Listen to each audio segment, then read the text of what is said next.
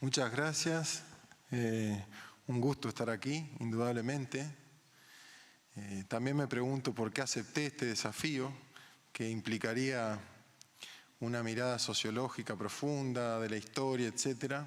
Y uno viene del campo de la salud y un campo todavía más recortado, que es el de la medicina, en el cual se tiene que ir reconstruyendo, deconstruyendo y reconstruyendo. Así que gran parte de mis saberes se deben a gente que está por aquí atrás también Benedito, por ponernos a pensar. Así que mi lógica, que siempre ha sido de trabajar en grupo, en ronda, en talleres, la exposición de estas características tiene algunas ventajas, pero no es lo mismo que la producción de conocimiento colectivo cuando uno está compartiendo. De todas maneras, preparé una presentación para dejar algunas reflexiones y para que podamos profundizar en un campo extremadamente complejo en su abordaje, porque implica campos conceptuales, implica poder descodificar los fundamentalismos, los dogmatismos, las doctrinas, los integrismos, tantas palabras que se entrecruzan y que tenemos que poder de alguna manera comprender y que no sean más que una declaración, un panfleto.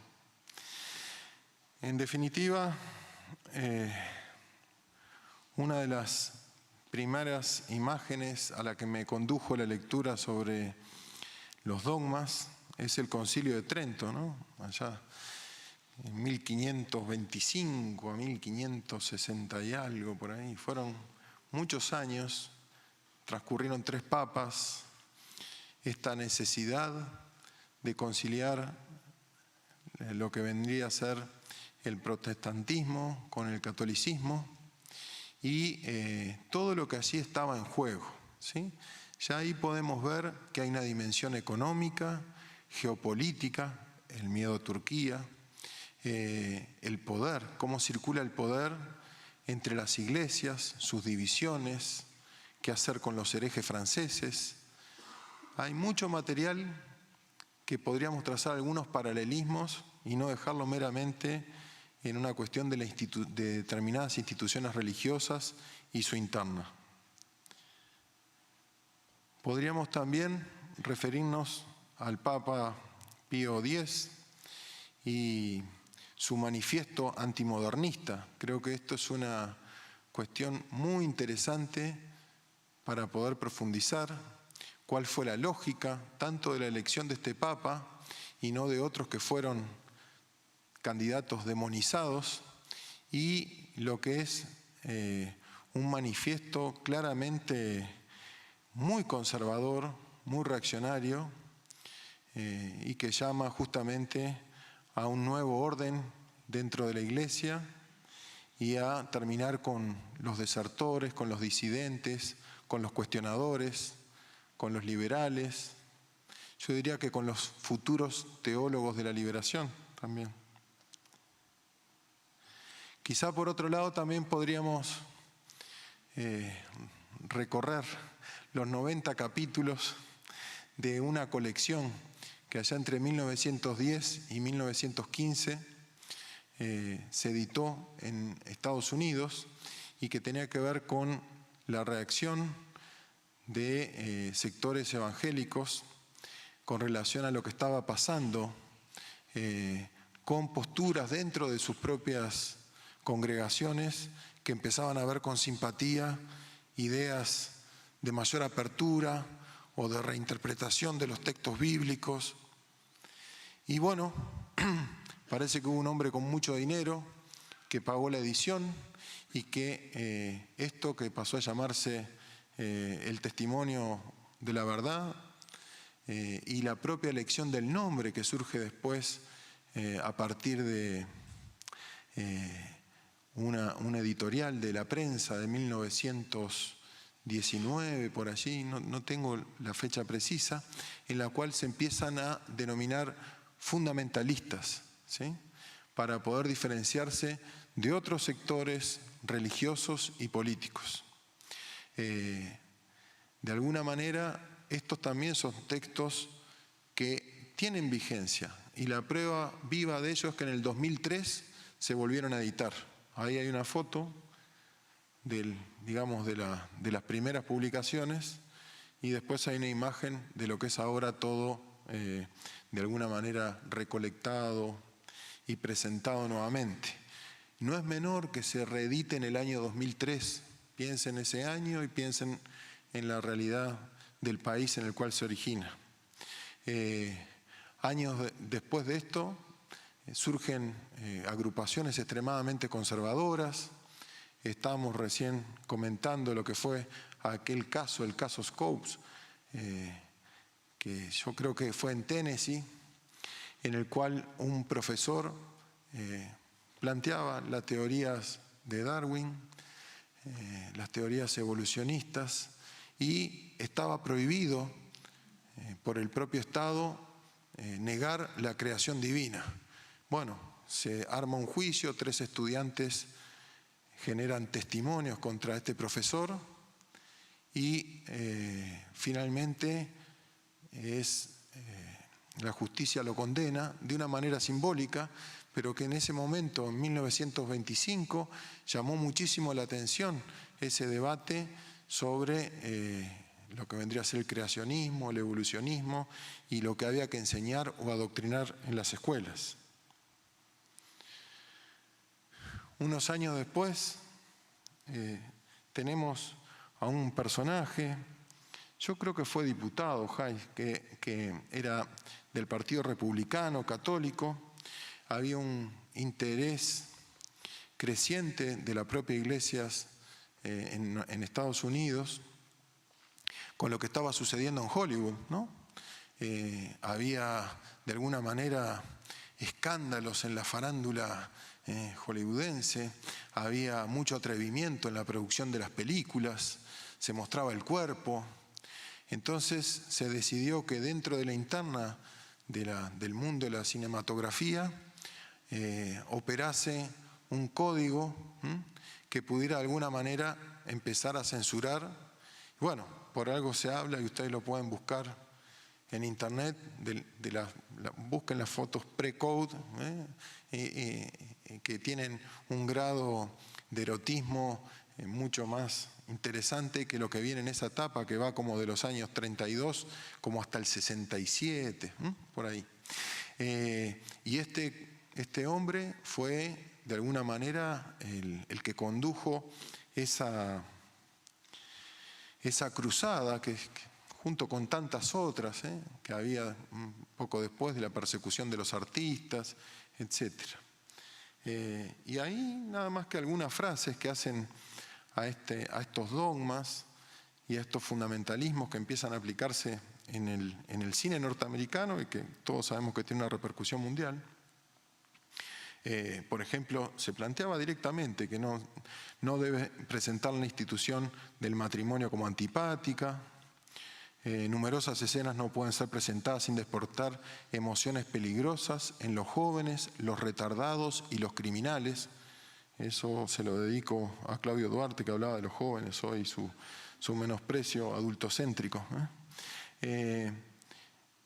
Bueno, incluso era tal el grado de censura que el propio amor puro era fruto de sospecha. Pero simplemente, si pueden recorrer alguna de estas prohibiciones, van a ver que el desnudo no podía aparecer en ningún caso, y hasta hoy las películas de este origen son bastante poco eróticas, y hay unas críticas recientes al respecto. Pero miren, los órganos genitales de la mujer no deben delatarse bajo un tul, ni en sombras, ni como un surco. Toda alusión al sistema capilar, incluidas las axilas, está prohibida. Las escenas de quitarse la ropa deben evitarse si no son indispensables para la trama. ¿Sí? En lo sucesivo queda prohibido mostrar a las mujeres quitándose las medias. Miren el nivel. Cuando después hablamos de otros fundamentalismos, esto estuvo unas cuantas décadas vigente y fue sustituido por otros códigos más flexibles, ¿no es verdad? pero que operan en esas generaciones y que operan en la crianza de gente que aún vive. Una de las fotos que es fruto de la prohibición. Pero todo esto podríamos tomar otras culturas en las cuales uno es un profundo ignorante y plantear cómo han surgido o cómo nosotros planteamos que son sociedades fundamentalistas o cómo los dogmatismos son tan fuertes, las doctrinas que las rigen. Pero encontré un documento en esta búsqueda, en este último mes, que yo creo que resume de alguna manera lo que es el título de la ponencia que traemos, que tiene que ver con la confluencia de los dogmatismos económicos, religiosos y políticos. Y eso es ubicable en un documento que está colgado en la página de la Casa Blanca y que es la recepción del presidente Trump, su esposa y su gobierno, representante de su gobierno, a los pastores evangélicos que lo van a visitar. Noten ustedes, mi inglés es muy malo, ni pienso pronunciar nada, pero que la reunión comienza a las 6:54 p.m. y culmina a las 7:05. Son unos pocos minutos en los cuales tanto el presidente como, que prácticamente dialogó él, como la respuesta que recibe es extremadamente importante. Así se plantea, por ejemplo, que todos los marcos jurídicos que impiden que las iglesias participen en la política, por más que todo es político, pero que participen directamente en la política, que va a luchar denodadamente para que eso no exista más. Allí también se reconoce que hay un crecimiento económico muy importante, ¿sí?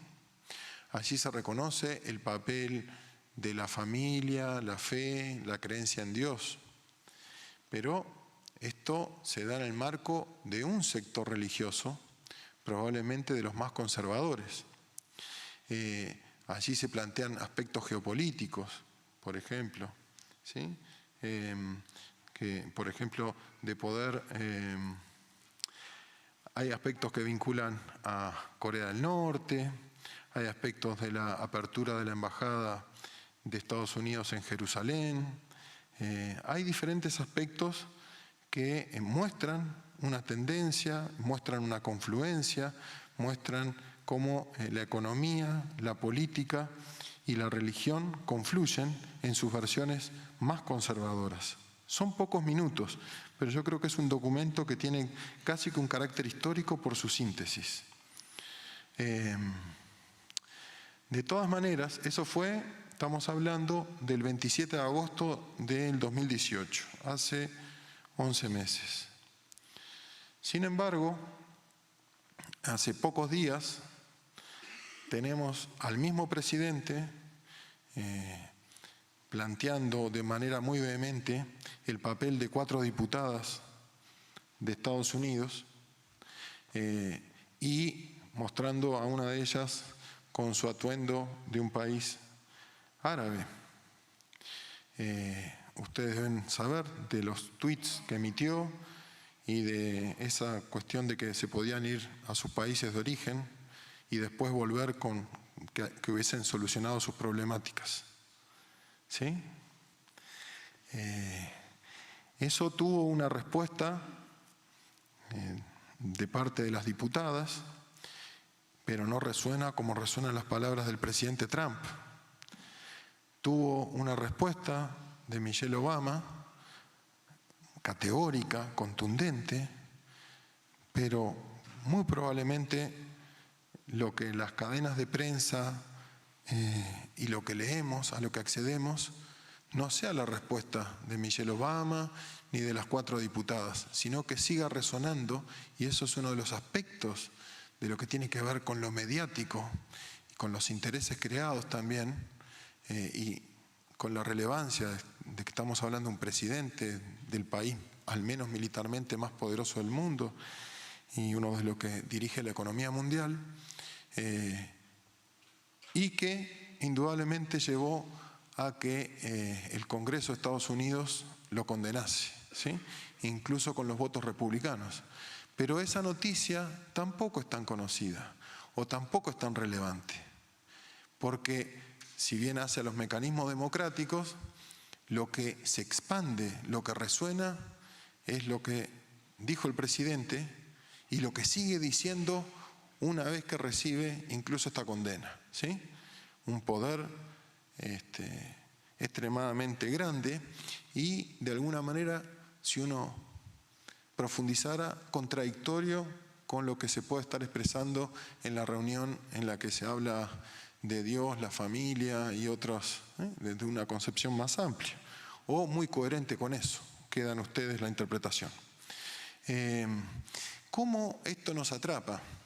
¿Cómo los fundamentalismos, los prejuicios y los estereotipos nos atrapan? Aquí, por ejemplo, voy a ir muy rápido porque me queda poco tiempo, tenemos un trabajo que se denomina Aproximación a la estructuración de las creencias supremacistas contemporáneas, de 3 investigadores mexicanos, publicada, pero cuando uno empieza a leer, hace un tiempito lo leí, leyendo sobre supremacismo, el vínculo de los supremacistas con las religiones, qué tan peleados estaban, qué tanta confluencia había, se plantea una frase que me llamó la atención. Dice: el 12 de agosto del 2017 será recordado sin lugar a duda como un día negro en la historia de Charlottesville. ¿Un día negro?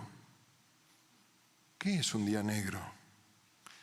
Me fui de vuelta a la Real Academia Española y busqué todos los significados de negro y continúan más o menos como cuando los que lucharon por la igualdad racial en Estados Unidos cuestionaban fuertemente estos significados. En día negro, cuando estamos hablando de supremacismo. ¿Qué quiere decir? La intencionalidad de los autores, nadie tiene dudas, pero sin embargo, esto opera de alguna manera hasta en las formas en que pensamos, lo que nos parece cómico, o el vocabulario que tenemos a mano para expresar algo de agrado, desagrado, de síntesis, etc. Voy a plantear 2 ejemplos de cómo los dogmas actúan en la ciencia de la salud de una manera muy breve. Este libro, El onanismo, que tiene muchísimas décadas, se los dejo para que lo lean en algún momento, que tiene que ver con todas las repercusiones que tiene el autoerotismo en las personas. Y cuando vean los dibujos, eso sí los vas a reír, porque va desde la deformación del hombro, la muñeca, epilepsia, convulsiones, etc. Bien, para aproximarnos a la actualidad, tenemos el manual de diagnóstico clínico, el DSM-5, ¿sí? Una especie de Biblia de los psiquiatras, o por lo menos de la Sociedad Norteamericana de Psiquiatría, que tiene tanta influencia en América Latina, donde está la definición de eyaculación prematura y sus criterios diagnósticos. Y si vemos, se plantea que refiere a un patrón persistente o recurrente en el que la eyaculación producida durante la actividad sexual en pareja sucede aproximadamente en el minuto siguiente a la penetración vaginal y antes que lo desee el individuo. Ah, penetración vaginal, pensé. Pero ¿y todo lo demás? ¿Y todas las personas que no tienen vagina, etcétera? Entonces vi abajo que había una nota aclaratoria que planteaba que aunque el diagnóstico de eyaculación prematura precoz se puede aplicar a individuos que practican actividades sexuales no vaginales, no se han establecido criterios específicos de duración de dichas actividades. O sea, la creación de la normalidad y lo otro. Y lo otro no son grupos humanos, son individuos. O sea, no tiene un criterio epidemiológico y no tiene un criterio que podríamos decir de lo que aportó la sexología o los estudios de la diversidad sexual. Está pensado desde los tiempos masculinos y está pensado en relación, la mujer no existe, es la vagina. Y lo otro, le quité el nombre al autor, aunque el documento es público, tiene que ver con un proyecto de ley en el que trabajé durante un tiempo, que es la Ley de Identidad de Género, en Chile, y de una universidad muy conservadora. Y esta profesora, que fue antes profesora en la universidad en la que yo trabajo, plantea que se opone ella y muchos profesionales, pero es invitada por el Senado a exponer a el cambio de nombre y sexo en el registro de aquellas niñas, niños y adolescentes trans, ¿sí? Y dan argumentos que tienen que ver con la normalidad del crecimiento del desarrollo, ¿sí? Se dan argumentos y se amenaza de que estaremos provocando graves daños en el desarrollo psicosexual y en la integridad de esos niños si legislamos a partir de una lógica de derechos humanos. Entre otras cosas, Chile fue advertido en el 2015 por el Comité de Seguimiento de la Convención de los Derechos del Niño que debía legislar en torno a la identidad de las personas trans y de las niñas, niños y adolescentes involucrados, ¿sí? Creo que eso fue un impulso al proyecto, pero aquí vemos cómo desde la medicina, desde la especialidad, desde la endocrinología, ¡wow!, se advierte de que provocaremos un grave daño en los niños y en las niñas, ¿sí? Lo más interesante de esto, creo que lo más rico, es que está un diputado de uno de los sectores más conservadores de la política chilena, y este hombre cuestionó a la endocrinóloga y le dijo: pues yo busqué la evidencia y los estudios en los que usted se basa no son estudios serios, ¿sí? Entonces es interesante, porque si hubiera sido un legislador de izquierda, un defensor de los derechos humanos, alguna de las personas que están organizadas en torno a los derechos de las personas trans, bueno, pero lo decía un legislador de un partido de derecha católica. Pero bueno, la evidencia científica. A mí nunca me gustó el término evidencia, porque lo que es evidente parece que no puede ser cuestionable. Nunca me gustó, pero quizás sea un problema mío, tengo muchos problemas. Y el otro argumento, miren cómo se sale de la endocrinología, se mete en la psicología e incursiona en la epidemiología, es que son pocos niños y niñas, aunque yo creo que está mal el cálculo que hace la colega, serían unos 355 niñas o niñas con ese problema. ¿Se entiende? No vale la pena legislar por ellos. Eso es extremadamente importante, porque no es una legisladora, un legislador, un partido, un presidente.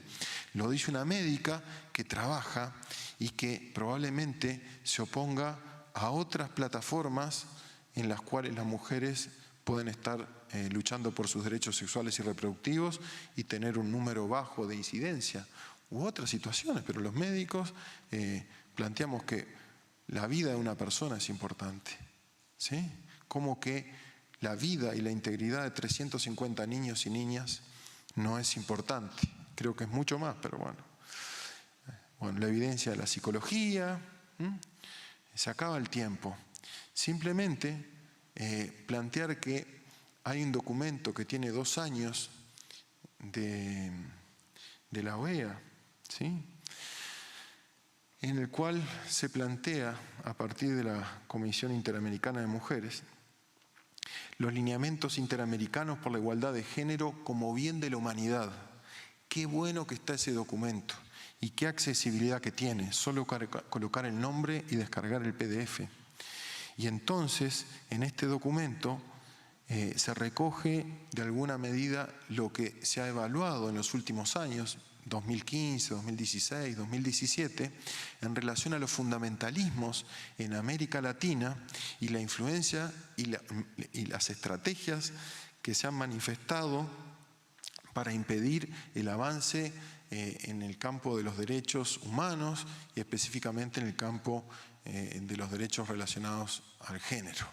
Y plantean estos estudios pseudocientíficos, plantean las noticias falsas, pero plantea también estrategias.